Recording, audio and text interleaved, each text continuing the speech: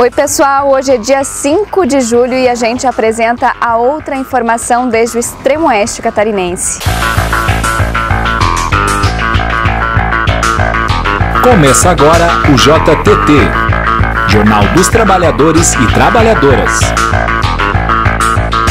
Jurados confirmam tese de que Marcelino Chiarello foi assassinado em Chapecó. Moradores da linha 8 de março, em São Miguel do Oeste, denunciam descaso com estradas do interior. Aula de classe é com Helenira Vilela. No Culturaria tem sarau literário para os migueloestinos amanhã, sexta-feira, e lançamento de livro em Florianópolis.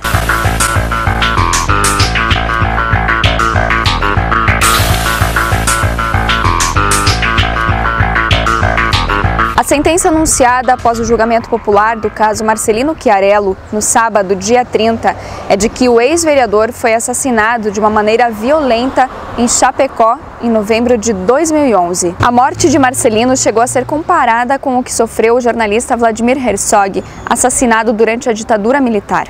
A gente mostra agora alguns trechos da sentença de sábado.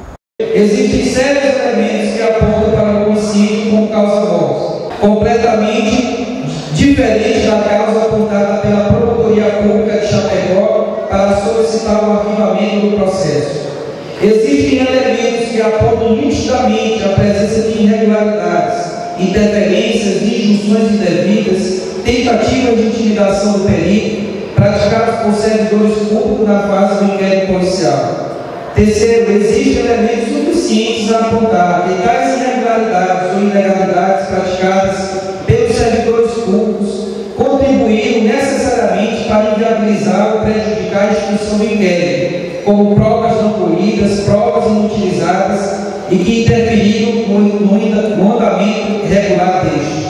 Diante de tais fatos, o juiz-presidente do julgamento popular resolve: primeiro, declarar publicamente a existência de irregularidade na instrução do inquérito policial. Declarar publicamente que Marcelino Chiarello, como fato mais certo, foi vítima de homicídio. Do esposo sentenciam o Estado brasileiro como culpado pela não investigação regular da prática criminosa ocorrida contra Marcelino Chiarello. Assim, determina: primeiro, encaminhar juntamente com toda a documentação necessária à Procuradoria-Geral da República pedindo a federalização do caso, por conta do enorme comprometimento da instância estadual em apurar casos dessa natureza.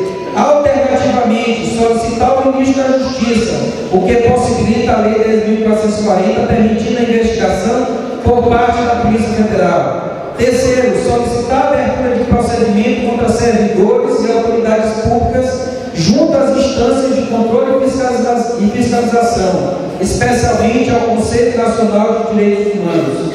Quarto, encaminhar o presente caso à instância internacional respectiva, mostrando que o Estado brasileiro não cumpriu com seu papel de prestar jurisdição, conforme acordo internacional consignado. E for favorável a sentença, levante a mão. Uma salva de palmas.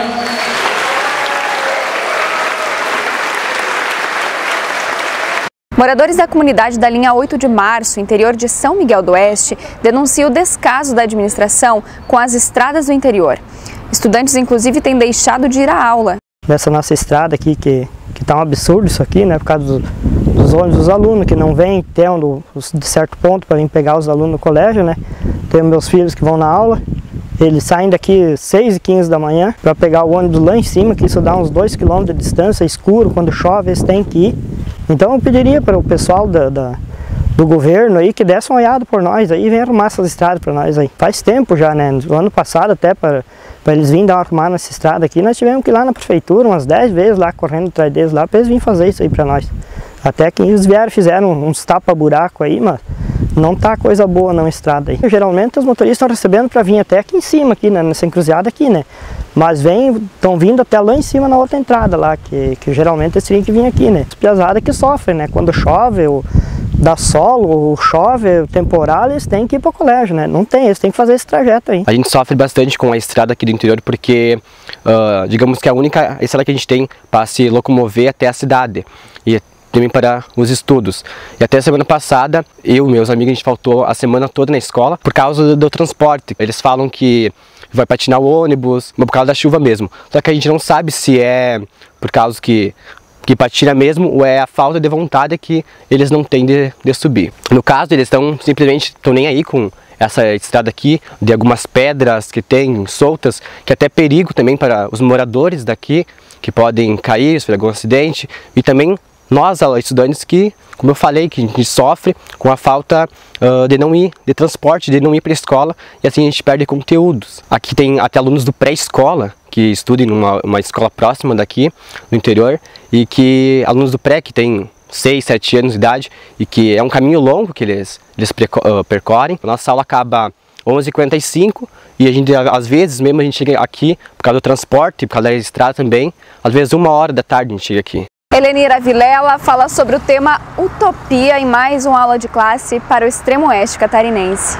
E aí, gente, estamos de volta com mais uma aula de classe e hoje a gente quer conversar sobre utopia. A utopia é importante para os socialistas?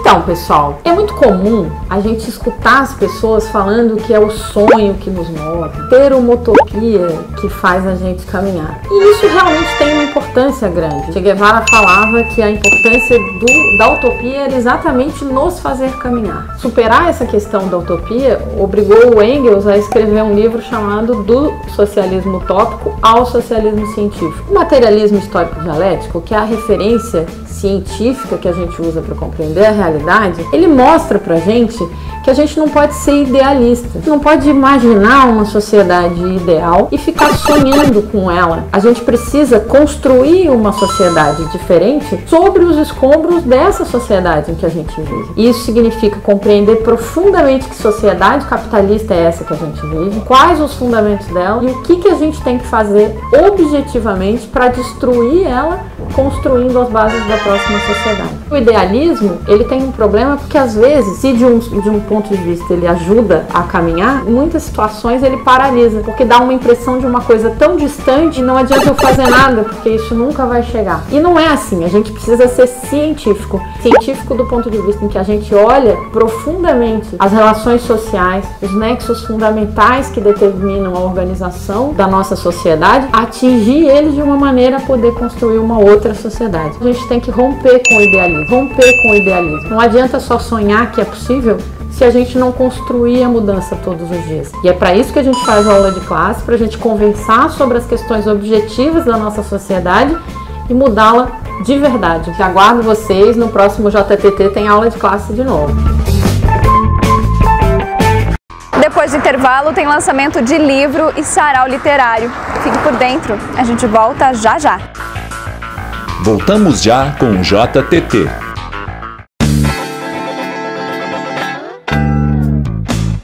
Informativo Paralelo ao vivo, toda terça-feira às 17 horas. Programa de rádio web que debate aquilo que a mídia tradicional não mostra. Com a apresentação de Janaína Machado e Isabel Fávero, comentários Raul Fittipaldi, produção e notícias Maiara Santos. Acesse abracosc.com.br/rádio web e fique com a outra informação na sua terceira temporada.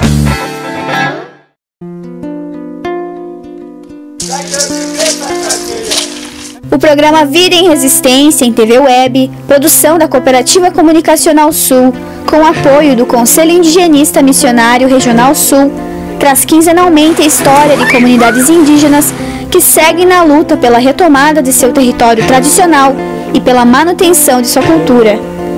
Vida em Resistência, nas terças-feiras, às 14 horas, no portal Desacato.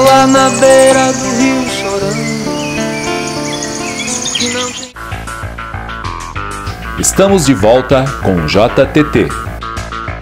Amanhã, dia 6, tem sarau literário na Livraria Objetiva em São Miguel do Oeste, às 19h12. Confira na matéria. O objetivo do sarau é o despertar para a leitura. A gente já fez 3, agora é o 4º sarau literário. Todo sarau a gente faz um tema, né? Elabora alguma coisa a respeito do que a gente vai falar. E nesse agora que a gente vai fazer, a gente vai falar sobre música e poesia. Então a gente vai ter esse tema com as músicas e também os poemas, as outras coisas que as pessoas escrevem, os compositores, os autores de livros que vão estar presentes também aí. A importância, né, da valorização dos nossos autores de livros regionais, municipais aqui de São Miguel, e também os compositores de músicas. É uma prática antiga, né? Muito antiga. Os sarais literários que aconteciam antigamente eram para pessoas nobres. Hoje a gente quer colocar aqui em São Miguel para que todos tenham acesso a esse evento. Tanto é que a entrada é gratuita, né?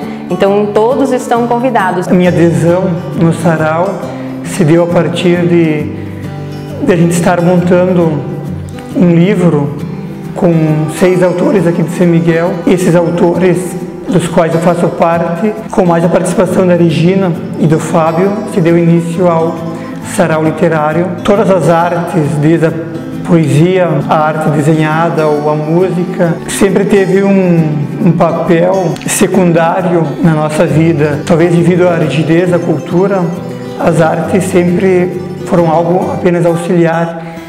Nunca se deu a importância que a arte tem para a nossa vida. Fique com as palavras de Marcelo Bonadeu. Amanhã todas as poesias serão exclusivas. Dizem que sou Marcelo. Quando nasci, meus pais me batizaram como Marcelo.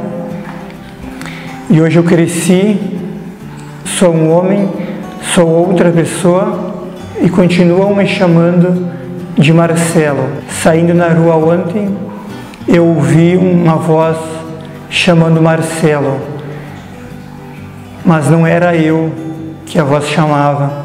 Tinha outros milhares de Marcelos. Eu temo um dia vir a ser chamado de Marcela. Não que eu tenha medo de vir a ser mulher, pois eu tenho o meu lado mulher também. Mas eu temo ser chamado de Marcela, pois a Marcela é do Temer. De Florianópolis, Rosângela Beão de Assis traz a entrevista com Miruna Genuíno e o lançamento do livro Felicidade Fechada. Olha só. Esse livro ele é composto por 2 partes. A primeira parte é quase como uma cronologia do que a gente viveu de 2005 até ali meados de 2015, contando como a gente viveu de dentro da família, esse processo de acusação, o momento de saída da presidência do PT e depois, principalmente, as etapas mais difíceis do julgamento, né, a cirurgia dele do coração e a prisão.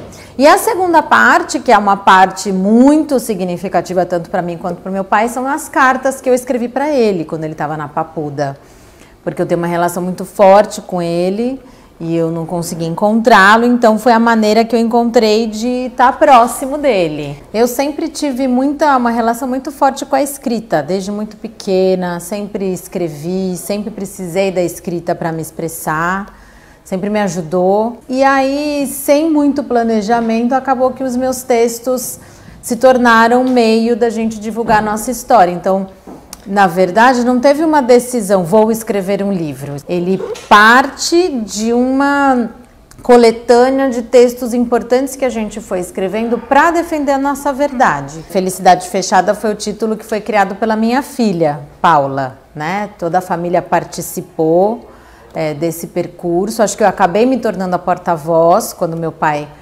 estava impossibilitado de falar por estar preso, né? Mas eu sempre digo que o livro está com o meu nome, mas é da família Genuíno. Foi uma dor muito grande, mas o livro pra gente representava, logo que foi lançado e continua representando a nossa luta por contar a história que aconteceu com José Genuíno, a história de injustiça, como a mídia convencional deturpou todos os fatos, como ele foi condenado antes mesmo de ser julgado. E também, por um outro lado, trazer a parte da família, como a mídia leva até as últimas consequências a necessidade de criar fatos, histórias, até atropelando, no caso, 2 crianças. Na época, meus filhos tinham 5 e 6 anos de idade. E aí, até como educadora, eu me senti na responsabilidade de compartilhar um pouco como existe um lado humano das famílias que foi desrespeitado. O O JTT vai ficando por aqui, mas segunda-feira a gente está de volta direto de Florianópolis. Participe deste programa, acesse as nossas redes sociais e o nosso portal desacato.info para contribuir com a nossa campanha Amigo Leitor e Leitora do Portal Desacato. Até mais!